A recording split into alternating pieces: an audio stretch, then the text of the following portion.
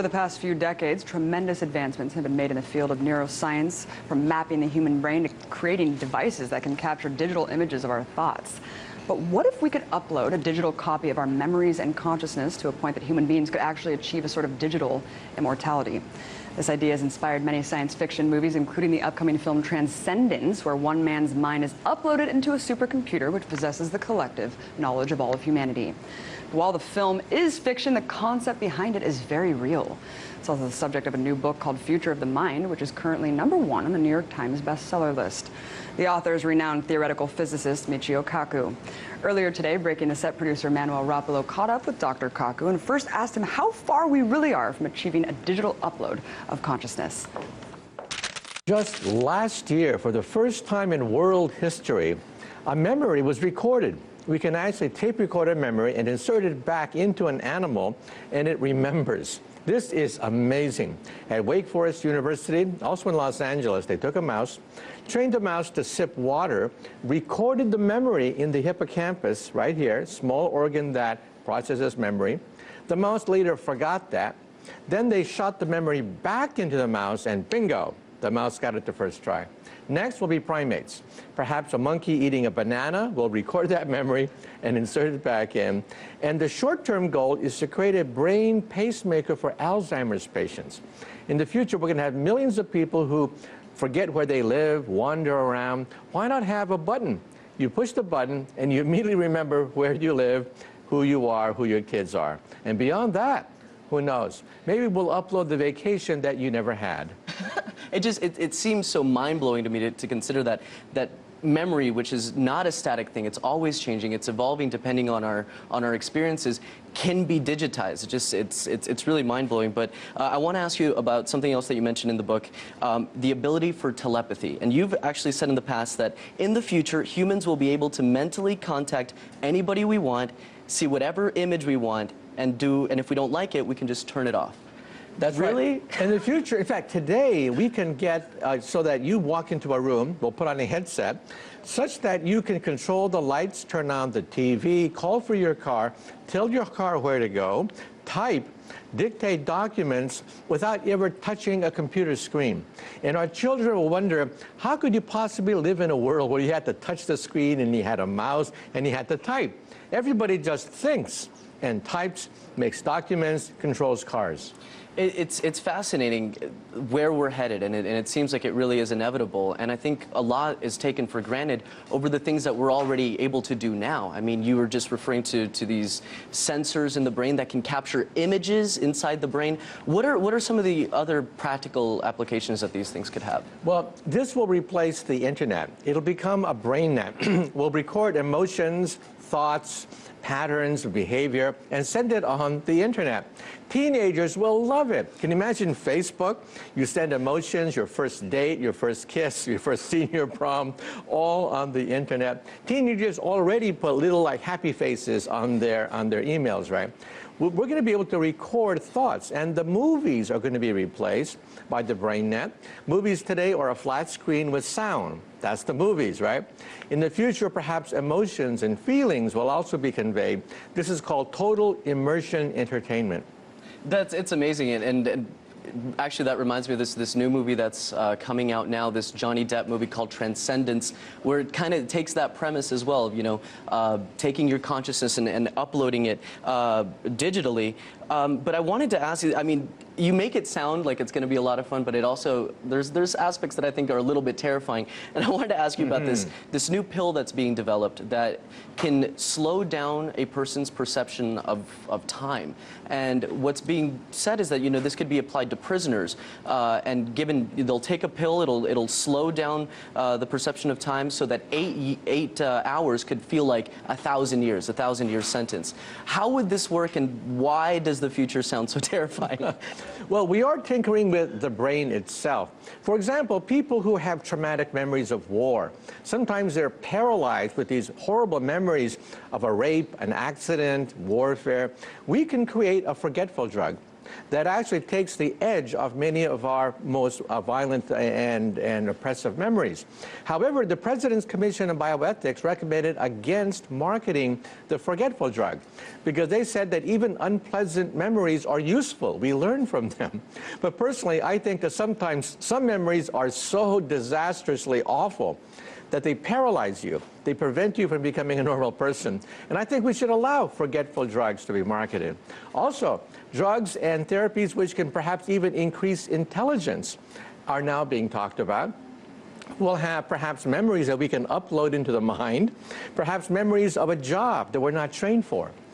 Or perhaps a college student will upload a course that they flunked in college. We can perhaps increase our intelligence. And now we're also investigating super intelligence, photographic memory. People who memorize everything. They hear a concert, they see a landscape, they can draw the landscape, they can reproduce the entire concert on one try. How is it possible that people have that mind? We now believe that the mind records, but the mind also forgets deliberately. These people, the forget mechanism is broken. They never forget.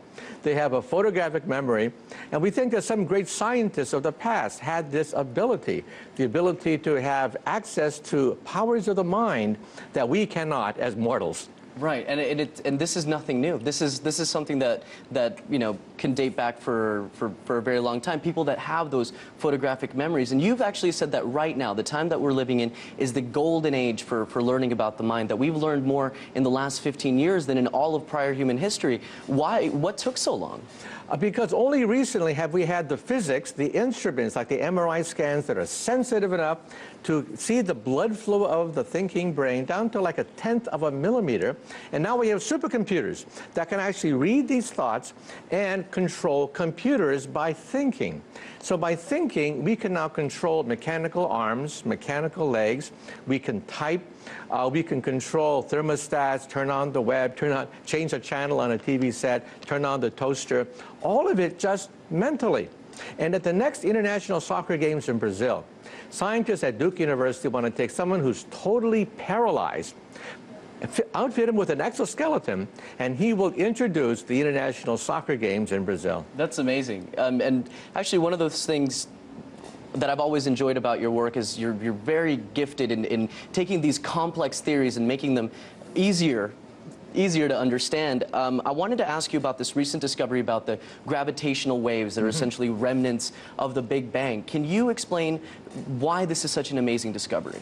Well, we think that at the inset of the Big Bang, gravity waves that we've never seen before, dominated the Big Bang. And now we see them with our detectors in the South Pole.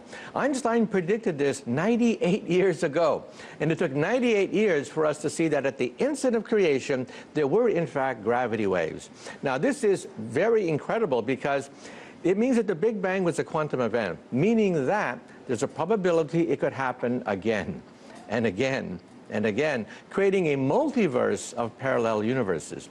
So our universe may not be the only universe. This result has philosophical, theological implications. If the Big Bang happened once, as a quantum event, it can happen again. It's a subject that's so almost impossible for the human mind, at least mine, to even fathom. But you bring up a good point, because another subject that's very interesting that you discuss is God. You describe yourself as a pantheist, and I was hoping that for our viewers that don't know what pantheism means, you could explain that and how that ties into your work in theoretical physics. Well, Einstein was asked a question about God, and he says there are really two kinds of God. First is the personal God, the God that answers your prayers, that smites your enemies and the Philistines. But he didn't believe in that God. He believed in the God of Spinoza, the God of harmony, beauty, simplicity. You know, the universe could have been ugly. It could have been random. It could have been chaotic. And yet, here we are in an orderly universe that obeys very simple laws. You can put all the laws of physics on one sheet of paper. That's simplicity and elegance. And that's the God of Einstein, the God of Spinoza, the God of harmony. And that's the God that I lean toward. That is, the universe itself is so gorgeous, and it didn't have to be that way. I think that's something we could all get behind. I'd love to continue to talk about God and the universe and everything. I want to talk about something a little bit more earthly, something a little bit closer to home that you've been outspoken about as well, which is Fukushima and the nuclear crisis in Japan. There's so much disinformation out there.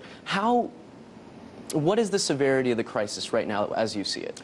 The crisis is much more severe than we're led to believe. Documents have been coming out over the last 2 years showing how the utility and the government deliberately suppressed vital information. Did you know that even as the accident was progressing and they said, don't worry, everything's under control, they were contemplating evacuating Tokyo? Evacuating Tokyo. I mean, it's mind-boggling, but that's how severe the accident was. Now, right now, we have 3 melted reactors. It'll take 40 years, by their estimate, to clean up this disastrous accident, and it could start again anytime soon. A small earthquake could tip it over, and the accident starts all over again. I mean, it really is insanity, nuclear insanity, really. Like I said before, though, and as you mentioned, you know, that sounds like a conservative estimate, 40 years for the cleanup. There's so many conflicting reports that are coming out. The seafood's safe to eat. Oh, no, it's not. The radiation's going to hit the West Coast, and other scientists will disagree. What will be the long-term impacts? Is this an everlasting crisis? It's not an everlasting crisis, but there are dead zones. Dead zones around the reactor. That'll be dead zones for decades to come. And all of us have a piece of Fukushima in you. I can take a Geiger counter right to your body and detect some of the radiation from the reactor. However, it's minimal. So don't think that everything is going to be radioactive here in the United States. It's not that way. Food you can eat. However, we have to monitor the food very carefully because we do know that radioactive cesium, with a half-life of about 30 years, leaked into the ocean, and it's water-soluble. And it did get into the fish and sea life around Fukushima. But the government does monitor these things, and so far as we know, the food supply is safe. Well, I mean, I hope so. I hope that we can eat this food. And I did want to ask you, you know, given that the crisis, like you said, another minor earthquake could trigger another meltdown. Another tipping point. Exactly. Right. And there's so many different reactors all over the world. There's so many here in the United States. Do you think that as a result of Fukushima, you know, what we've learned from Chernobyl, that in the future we'll eventually do away with nuclear energy? Do you see us moving beyond that? Well, Germany has already thrown in the towel. Germany says never again. They saw what happened at Fukushima. A disaster in Germany could literally wipe out Germany as a nation. And so they're phasing out nuclear entirely. Switzerland follows suit. Italy is sort of teetering right now. And even Japan is teetering on the brink. They have a national debate as to whether or not to go nuclear or not. See, after World War II, Japan made the Faustian bargain. Faust was the legendary figure who sold his soul to the devil for unlimited power. That's the Faustian bargain that Japan made after the war. And now they're going to have to reanalyze whether it's worth it to sell your soul to the devil. Well, that's the future of nuclear energy, I suppose. Dr. Michio Kaku, I want to thank you so much for taking the time to join us. Theoretical physicist, author of The Future of the Mind. It's #1 right now. Everybody check it out. Thank you so much. Thank you.